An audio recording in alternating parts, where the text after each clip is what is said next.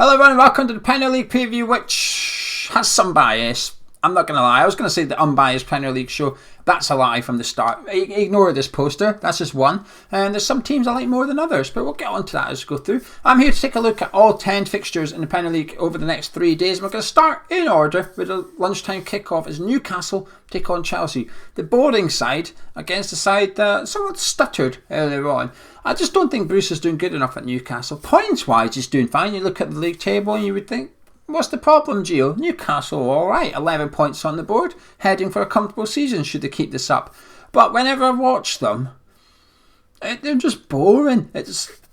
For a side that's now, I think he got away with it last season. It was almost acceptable last season, but now you've got Callum Wilson, you've got Jamal Lewis, you've got one of the best entertainers in the Premier League in St. Maximin, and it's just a bit meh. If I was a Newcastle fan, I'd be demanding more. I think they are demanding more, to be fair. But the board, I think, will be happy. They look like they're, like I said, maintain the first 8 games over the course of the season. They'll be safe for another year. The money keeps coming in. They're okay. But while the stadiums are empty, they'll get away with it. However, I don't think they're going to win this game. Chelsea had a bit of a slow start to the season as they got all the big hitters together and they're quite vulnerable. And you did think, oh, can Lampard do this? Can Lampard keep going with what was a fantastic season? They're getting into the run of things now, aren't they? They really are getting into the swing of the Havertz has settled in. I know he's missing for this weekend. Ziyech's now fit and available. Werner's finding the back of the net. Lampard's working out where he wants to play certain players he's got in. Mendy's in the sticks. Thiago Silva is rolling back the years at centre back. Chilwell's come in and looked like the player that we all thought he was at Leicester. Despite the end of last season, I thought his form dipped, but he's back to possibly the best left back in the league. So it should be a reasonable, straightforward and unpredictable away win. And then we go to Villa Park in the afternoon as they host Brighton. I'll tell you what, Brighton. Graham Potter has this tag of being a really good manager. Now, they play pretty football. Don't get me wrong. I think if you put Potter in Newcastle, I think that would be interesting to see with better players possibly and a manager that likes the football. The results aren't really following, are they? They're hovering above the relegation zone, and that's not really an issue at the minute. But bear in mind, they only just got out of it last season, convincingly post-lockdown, but going into that run of games after the lockdown, they were in the relegation mix. They were outsiders for getting pulled into that. I just expected a bit more from Brighton this season so far for some reason. I think, like I said, Lamptey I think's been fantastic, as has Bazuma. I covered them in the video I uploaded earlier in the week. Go watch it, you haven't. Alright, I needed to get that plug in somewhere. So, Lamptey's doing assists for Brighton. You might as well assist my plug as well. But, with Brighton, they need to start getting results. Pretty football's all good and well, but if you ain't getting goals, you ain't getting results. Is it really worth it? Lewis Dunk's back this weekend, so that'll help him out massively. It doesn't get easy for them, though, fixture-wise. Away to Aston Villa, probably the most impressive side in the Premier League. Obviously, a couple of internationals. Mings was away. John McGinn's played a lot of minutes for Scotland. Jack Grealish has played loads for England as well. So is there fatigue there with it being a Saturday game? Possibly. That might help brighten out a little bit. But I still think Villa will have too much for them, and you'd expect so. So while those players have played minutes, the likes of Ross Barkley weren't away, he's got a point to prove. He wasn't in the England team. I'm expecting a big couple of weeks coming up from Ross Barkley after to show Southgate that he can make it to the Euros.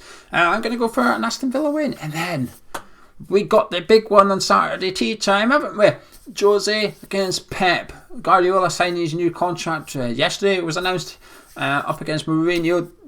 He loves it, doesn't he? I've seen some clips from Mourinho's presser earlier. He absolutely loves this. Well, I'll say this fixture. The whole big stage thing is just made for him. And you know something? I think Tottenham are going to do it. Man City are just missing something this season. I'm not sure what it is. I don't know if it's the out-and-out striker. I know Aguero's back and Jesus has struggled a little bit. They've had to play Raheem Sterling up there, but I don't think it is that. I think there's something else.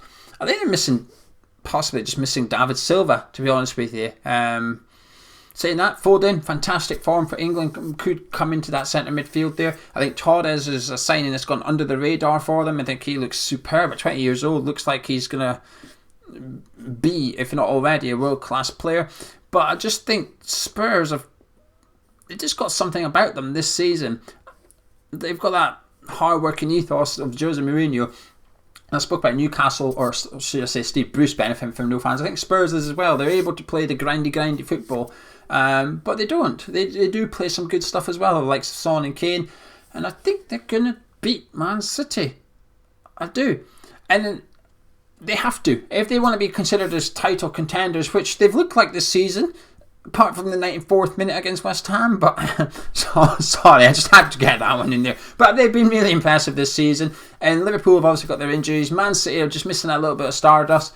If Chelsea and Tottenham win, match of the day, they will be talking about the title race being blown open already, if you like. I think that's going to be the topic on Saturday. I'm going to go for Spurs win. And then we finish up at Old Trafford as they host West Brom. And I don't think it's going to be straightforward for Man United as some people think, in particular the bookies. It should be, of course it should be. Look at the two squads on paper. But I was impressed with West Brom against Chelsea. I was impressed with West Brom against Spurs. And I am biased. I love Slav. Man, you should win. They should win comfortably. And maybe I've got my Slav specs on that. I'm thinking there could be something here. But I'm going to go for a draw. I think West Brom are going to steal something. This weekend, though, I should have said this at the start, really. That's the problem, not being able to edit and having to do it in one take.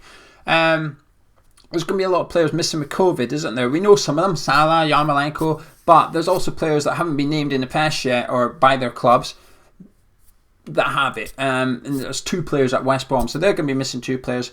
Who they are, we don't know. Apparently one of them is a certain player that I spoke about in a video earlier today, which is on there. This one you haven't seen already. Go have a little look, and so it'll be interesting to see. So that's Saturday, done, dealt with. Chelsea win, Villa win, Spurs win, and a draw at Old Trafford. No surprising results until we get to Man United, really. Ole's got a Pogba problem, isn't he? Because he was just unbelievable for fans in the same role that Fred and McTominay played. So now Ole can't really suggest that Pogba's not playing because of the type of role. Pogba just shown he can do it, which, as football fans, we all suspected and knew. He's got a bit of an issue. It'll be interesting to see what team he puts out at Man United this weekend. Will Cavani start? Will Van Beek start? The big players be leaving out. Anyway, Sunday, we start with Fulham take on Everton. Fulham need some points. They need some points. They looked good against West Ham. I thought they looked alright. But they got no points. And I'm not just talking about Lookman's messed up penalty. They didn't really trouble our keeper too much. Everton now, they're missing Coleman, but apart from that, they're at full fitness. But Charlison's back as well. Alan's in there too, fitter than what he was when he went away with Brazil. So it's hard not to come away from an Everton win here. It's hard not to predict an Everton win. They're one of my favourite teams, to be honest with you. I do really like Everton. But Fulham need to start getting points on the board. I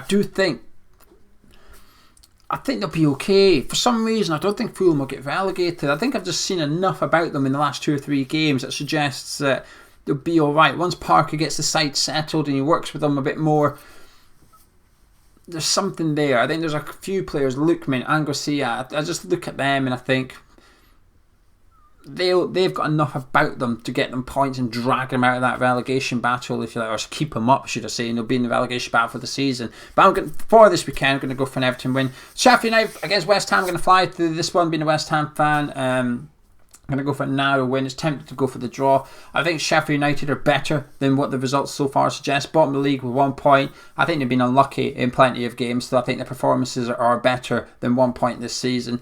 Will it be this weekend they start getting more on the board? Not so sure. I think they're missing someone to just stick in the back of the net, really. They can get that sorted. They can get one striker finding the net regularly. I think they'll be okay. I think they'll stay up this season, Sheffield United. Right, moving on. Leeds against Arsenal. Oh, that's tasty, isn't it? Tell you what, Arteta's coming in for it a little bit now, isn't he? Splitting the Arsenal fan base. Some saying this is a bit boring. This isn't good enough now. We need to see something more. You've been here long enough, so let's see what you got. And the other half saying, hang on, we need to be patient. We enjoyed our football in spells last season under Arteta, so let's see what he can do. It's difficult, really. I think he's a young manager, and while he was a massive success with Pep, you've got to allow him to learn on the job, essentially, as a manager for the first time. So you've got to almost back her. I think this season, Arsenal just need to write it off and allow Arteta to do what he's got to do. Try and get rid of the players he wants to get rid of. There's still a few players he doesn't like at Arsenal. They've got to get rid of them for him and allow him to bring in his own players. Leeds, though. So while Arsenal are boring, Leeds are far from boring. they're so exciting to watch. I'm really looking forward to watching this game because of Leeds, not because of Arsenal. And I think Leeds are going to do it. I'm going to go for a home win. I'm going to go for a Leeds United win.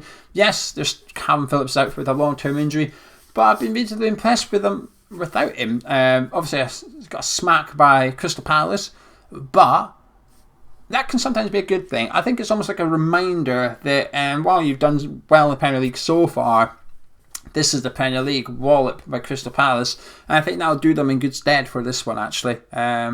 Should be a good game, tasty on paper. Then, Anfield.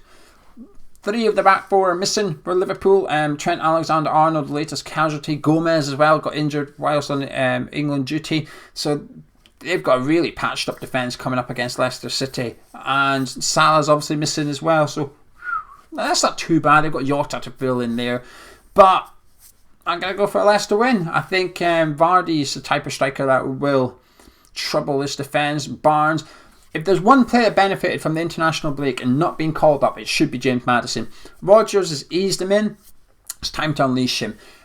Last season, my biggest critic of Brendan Rodgers is against the likes of Liverpool and Man City. He kept switching to 3 at the back. You know, he'd come up against teams like Sheffield United and Burnley, play that sort of 4-3-3, 4-2-3-1 formation. But then it would come up against the big hitters in the Premier League and he would switch to 3 at the back, and I was just never convinced by it. I always thought Rodgers was almost giving the points to the other team. They struggled against them. But this season they are playing, and they're playing well with 3 at the back. They went to Man City and won there convincingly with 3 at the back. Other games I've seen them play there, they're sorting that out. Fofana's come in, Johnny Evans, Christian Fuchs is rolling back the years. They've got James Justin, Ndidi and Pereira back in full training. I know they probably won't be included in this weekend, but they're back. They're close to full return. James Maddison's been eased in by Rodgers now. It's time to get him in that pitch. Him and Barnes playing off Jamie Vardy. Taylor Mins was unbelievable for Belgium in the international break as well. I just think Leicester have got enough about them, actually. Top of the league, they're going there full confidence. I think they're going to win at Anfield. I really, really do. And that leaves 2 games on Monday night. Burnley against Palace. I mean, I know I said I'm biased, and I'm sorry, but there's not going to be many neutrals watching this one. They might actually. Is this the one on BBC One? I think this might be the game on BBC. If it's on BBC, if this is the game on BBC One, that tells you, that says a lot, doesn't it? The fact that even Sky and BT are like, nah, you're right, the BBC can have that one. I could be wrong. Actually, I'm going to check. I'm going to have a little quick look to see when it's on. But while I do, I shall discuss it. Don't worry. I think Burnley are struggling a little bit, aren't they? It's nothing secret, but Dyche has not been backed, and it's showing now. But to be fair to Palace, they've had some good results this season, sticking 4 past Leeds, going to Old Trafford and scoring 3 up there with a big win. No, they're on Sky. Well, that backfired, didn't it, Gio? Nice one. Now this is where I wish I could end it. It's on Sky. Palace fans and Burnley fans, I'm sorry. Please subscribe. But I just think that Burnley, I think Dyche has almost had the rug pulled out from under his feet by the board. I get that they're a well-run club. They've been making profit, which is unusual. I know that COVID's hit them hard, but relegation is going to hit them harder, and they're playing with fire this season, I think. You look at that team and you just think, not sure it's good enough to stay up. Dyche is a good enough manager. Tarkowski obviously isn't going to sign a new deal, so could possibly be off in January. It's not looking great for Burnley. But Palace have done well. They've surprised me with the results. I thought they'd struggle a little bit more. I'm pleased to see Eze start the last game. Pleased to see him scoring. Fantastic free kick as well. So he should now keep his place in that squad. Roy Hodgson has to put him in there. Because as much as I criticise Steve Bruce for being boring, Roy Hodgson, it's unbelievably boring. It's working though. It's hard to sort of criticise him when, I can't remember what game it was, they won 1-0 and they only had one shot at target the whole game. There was a penalty. But they were just so dour to watch.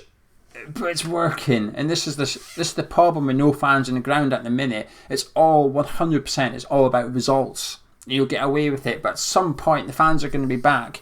And if I was a Crystal Palace fan, I've seen Crystal Palace fans complaining that it's just a bit boring, and it is. It's really boring at times. For this one, though, I'm going to go for a draw. Not a 0-0. I do think there'll be goals. I think it'll be a 1-1, by the way. I'm not saying 0-0, no shots on target. Maybe none from Crystal Palace's head one. Nah. Draw. I'm going to go for a draw. And then we finish off with Wolves, Southampton. The team I want to like lots against a team I do like lots. Wolves are not the great entertainers this season, are they? I think Nuno's struggling to get a tune out of some players. Traore's having not a contract standoff, but he's not signed a new deal.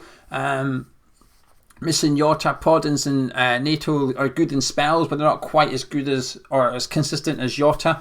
Moutinho's been out the team, and Neves and Donker have been playing there, but I do think when Moutinho's out of it, I think they miss him. He's one of my favourite players in the Premier League. You've got that young guy at the left wing back they've signed. I cannot remember his name, from the French club. He looked alright. Al Nouri, as I pronounce it. Be interesting to see more of him. But Wolves they're doing alright though, Wolves, aren't they? Jimenez needs to get more goals. But Southampton, I think they've been fantastic this season. I've got a bet on them to finish in the top 10, so that makes me even more delighted to see how they're getting on so far. Ward-Prowse should be fit. No Danny Ings. Cody's iffy. I know Cody's a bit sketchy for this one. I'm going to go for a draw. In this one. I think it's a good result for both sides as well, actually. Che Adams, is he the most underrated player in the Premier League this season? I think he's up there, actually. Top 10, I think I put Che Adams as underrated. Vestergaard and one of the best performing centre-backs. I really like this. I'm really looking forward to watching this game, actually. I really like both these teams. I like both managers. I like what the way they both try and play football. So I'm going to go for a draw. But anyway, there you have it. I've offended probably quite a few sets of fans. I make no apology. It's just my honest opinion. If you enjoyed this video, drop a like on it, subscribe if you're new around here. If you have really enjoyed it, if you don't mind saying it on social media, I'd appreciate that massively. Tomorrow morning, Saturday morning, I will have a card bet video up. So if anyone likes a little flutter, I like to card bets, my players to be booked in games. That's my thing. That's what I like. So I'm waiting to have a little study tonight. I've already got a couple of bets on. My main one is on the channel already. Is Romain Sawyer's to be booked at 9-2, but the reasons is on the videos. But I'm going to disappear now. Like I said, like the video if you can, subscribe, and I'll catch you in a bit.